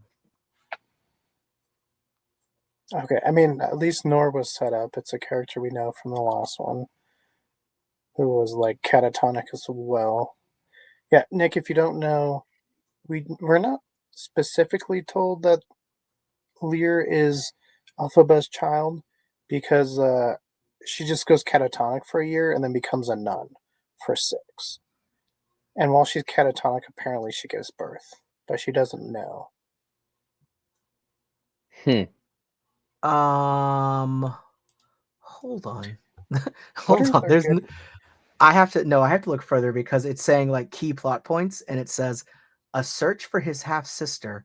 Lear's main goal is to find Nor, the daughter of the Cowardly Lion and Fiero, who is imprisoned in the Emerald City. What? No, that is What? That's wild. So What? Fiero's married. He gets married at like 7 years old to someone else, and they have like 4 or 5 kids together. Nor is her kid that Elphaba and them go live with, because she's trying to tell him that they like had an affair. She's like, I don't want to hear it. And she's like, I gotta tell you. I must tell you I did it. Yeah, these books sound these sound like they shit all over the original story of the Wizard of Oz. Wow. So apparently he wrote in some allusions to the musical. First of all, they do change Glinda's name officially to Upland. So Glinda Upland, that was the musical that started that. But in Son of a Witch, they add that on. And when Glinda and Lear meet again towards the end of the book, Glinda claims that people remember the legend of Elphaba and says, no, Lear, she lives. People sing of her. There's a musical noise around her name. There are things people remember and pass on. Unpacking some stuff on that one. Apparently, he runs into Chistery, so that's good for him, I guess. He's still alive. Do you think TikTok is a character? That should be the next bad guy. TikTok came from the book, though, right? Yeah, he came from the original books. Him and the pumpkin guy. Correct. Okay, so apparently, after Elphaba's death in Wicked, Lear accompanies Dorothy Gale, the Scarecrow, the Tin Man, the Cowardly Lion, and Toto back to the Emerald City. I remember that. Judy Garland walking around with some random black child.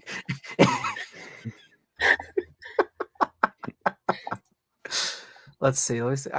I'm just shocked that they're trying to say that he had a love child with the Cowardly Lion. Which doesn't make sense, because in the first Wicked book, it's his child bride thing. Okay, it's not. No. Yeah. His family. All right. So Samael or something is her name? Yeah, Nor's family is Fiero and Sarima. Sarima, there we go. I knew it was something like that. Yeah. She's the youngest child, the half-sister of Lear. She's been a tribal princess of the Vinkus clan, a political prisoner of the wizard, and a member of the company of the Clock of the Time Dragon. See, the whole Time Dragon stuff, absolutely was ridiculous to me. Yeah, the puppet show, and it was another interdimensional traveler from Earth controlling it. I have no idea, and it was like a religion almost. Yeah, because they don't know where the Grimoire is in Wicked, like they do in the movie. And that's the whole reason the wizard actually came to Oz looking for it, because it came from our. That's why no one can read it, because it's an Earth book. Oh, is that why we're That's what- supposedly we can read it? That's why Yeah, he So says Dorothy Omaha. should then. So Dorothy would be the most powerful witch in Oz. Mm-hmm. Interesting. I'm trying to see what did he do. So apparently the lion eventually joins up as well with the company of the Clock of the Time Dragon. Who is this? He gets married. Leonora. He marries her. She gets married to the Cowardly Lion. Fiero's daughter. And he becomes the throne minister of Oz, the first animal to hold the position in a very long time. And Rain thinks Elphaba would be happy to see it. And I guess Rain is a... It's too bad they killed off that one character at the Philosopher's Club. Okay, so Rain is Elphaba's granddaughter.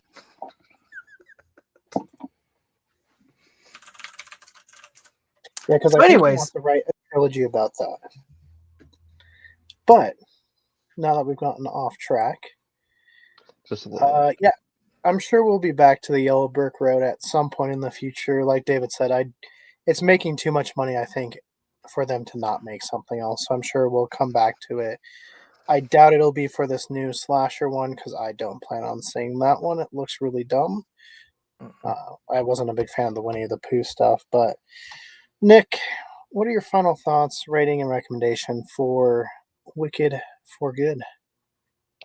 Final thoughts. I mean, I definitely think it works as a whole. Part 1 and 2, it works as a whole for the whole story. I'd probably give it like a 7 out of 10. And if you're a fan of the Wizard of Oz, I feel like you're gonna enjoy Wicked for Good. David, what about you? So in my initial review on my channel, right out of the theater, I gave it about an 8.5. After seeing it a second time, thinking it over, getting, looking at more things in depth, still pretty close to that. I'm gonna say 7.5 to 8, in that range. It was still very well done. I think they kept the spirit of the first one, even if it's not nearly as fun as the first one. It is best seen as the second part, like Nick said. I think it works a lot better being the second half of one story as opposed to its own thing. So you still get that fun, the comedy, all that stuff in there, as well as the deeper and darker parts of it that we got in For Good. Acting was great. The songs went well. I think the things we've talked about are more like nitpicky kind of things. I think overall, as a casual movie person, you're going to love this movie still. If you enjoy musicals, of course. If you don't like musicals, you're not going to like this anyway, so don't do it. But yeah, there's a lot of great Easter eggs in this, a lot of allusions back to the original Wizard of Oz movie.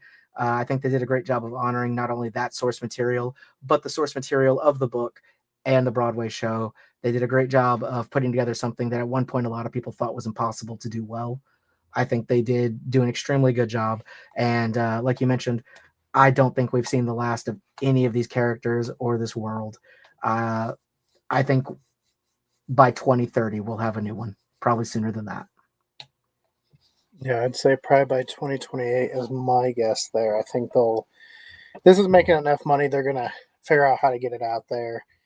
They do, unfortunately, have some source material to go off of if they want to maybe loosely inspire it. I don't know. But going for me, I know at least David knows, initially out of the theater, it was about an 8. And at times I've gone down to like a 7.5, maybe a 7, but I think then I came back up to like a 7.5 today. So I think I'll go in between the 8 and 7.5 and say like a 7.8. Like, it's okay. there, No, halves is bad enough. You do one or the other, sir. We're not doing 7.80. No. I do like that 7.80. You can say 7.5. You can say, what? Are you just trying to be like 6, 7? Is that what you're doing? No, Trying to do some brain rot memes in here? I want it to be clear. I want it to be known. I said 7 out of 10. I just gave it a clean number. Yeah, I'll handle halves, but more than that, no. Like I said, 7.5 to 8. You can do that as well if you want, but don't bring in other numbers. All right. Well, I said my number, but we'll do it in David's version, 7.5 to 8. How about that? There we go. There you go. I think as a movie, it is better. I like more about the cinematography and stuff in this one. I think it looks a little bit cleaner and more production, obviously, even though it's filmed at the same time, at least as far as we know. I think the acting is really good. I think some of the characters that didn't get a lot of time, the last one got a lot more time. I think Ariana Grande shined in her role. I just think, as far as a movie that needs to be a musical, it didn't hit as much as the first one. But I think anyone that's seen the play expected that, because everyone always says now all of the songs that most people love are in the first one. So I don't think people that love the musical are surprised. I think it's people that love the movie and never seen the musical might have a little bit of letdown, maybe. But I think it's still good. Like David said, if you're not a fan of musicals, perhaps not the movie for you. But if you like Wicked, if you like Wizard of Oz, if you like the stage play or whatever, I'd say go see it. It's still pretty solid, and we'll see where it goes. David, as far as continuing this Well, I trek was down gonna the yellow brick, say, I think your guess of 2028 might be spot on, because apparently 2028 would be the 25th anniversary of when Wicked premiered on Broadway. there we go. I could see them wanting to do a new movie for like a sequel to it 25 years later, to mark the occasion kind of thing. Hmm. But who knows? But from a marketing standpoint, I could see it. It makes sense. Yeah. Yeah. Well, for anyone that wants to continue a trek down the yellow brick road, obviously we've done plenty of movies here. But David, where can people? What video should they go watch on your channel to continue the trek? Yeah, if you're into Oz stuff, we've definitely got a couple episodes up. I would highly suggest our visit to the official Wizard of Oz Major Museum in Kansas. Again, we visited 2 different locations there. One had a lot of character. A little cheesy, but still a lot of fun. And then the other one had a lot more of your typical museum of having a bunch of the original costumes, artifacts, and they actually take from a bunch of different things, not just the original movie. So they even do have a couple of props there on display from the Wicked stage show at the time, because the movie had not come out yet. So they have some of the Broadway things on there, and then also lots of the movies that we've covered, including Return to Oz, The Wonderful Wizard of Oz, Oz the Great and Powerful. They had a little bit from a bunch of them, and even a couple that we didn't get to hit yet, like The Wiz and things like that. So if you are an Oz aficionado, definitely a place to go and check out our video over at Abnormal Voyages, and you can see a little bit of it for yourself. Yeah, and David said we unfortunately didn't make it to the Wiz this time, but maybe in 2028 we'll do a couple more movies of Wizard of Oz. Who knows? We got 3 years but to think about it. we got a lot of time. Tomorrow is Thanksgiving though, so I think all of us, we just want to say we're thankful for you guys watching us and letting us beat Absolutely. nonsense, and just talk what we like and dislike about different things and just have fun doing it. So thank you guys for that. Always. We grateful to have an audience. But yeah, we'll be back. Thanks for listening to us to ramble. Yeah, and thank you for helping us bring Nick home. We appreciate it. That's right. Clicking my heels didn't do it, so I need you guys' help. All right, Nick, just do it 3 times. I did it 7 times. There's no place like doesn't UNC. work. There's no place like UNC. No place like UNC.